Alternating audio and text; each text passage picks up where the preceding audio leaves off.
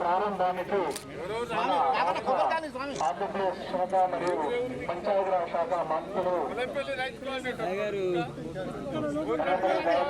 మన కాట్రపల్లి గ్రామానికి వచ్చేయడం జరిగింది. కేసీఆర్ ముఖ్యమంత్రి అయిన తర్వాత మన రోడ్డు వేయలేదు, అయిందా? అది అయితా వాయిదా లేదు, అయిపోయింది. అబ్బా ఇటు పోతు అయిపోయింది.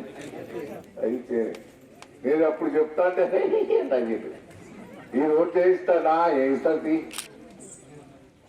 అంటే ఈ రోడ్లు వచ్చాకనే కాట్రపల్లికి కలొస్తుంది అనేది నాకు ఆలోచన. ఇవాళ కాట్రపల్లికి కొంత మీ సర్పంచ్ గారు కూడా బాగా చేశాడు. మీ డబ్బులు ఇచ్చినంత మాత్రాన చేసేటోళ్ళు కూడా ఉండాలి. పాప ఇవాళ ప్రకృతి మనం చూస్తే చాలా సంతోషం అనిపించింది.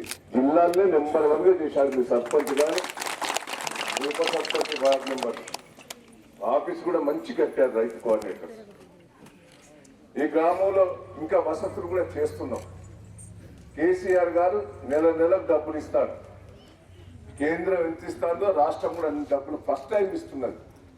ప్రతి నెల 339 కోట్లు ప్రతి గ్రామ పంచాయతీకి ఇస్తున్నాం. ఇదా లేకపోయి కేసీఆర్ గారు వచ్చిన తర్వాతనే రాష్ట్ర ప్రభుత్వం నుంచి కూడా డబ్బులు ఇచ్చి పనులు చేయమంటున్నాం, ఈ చేస్తుంది చేయమంటున్నాం.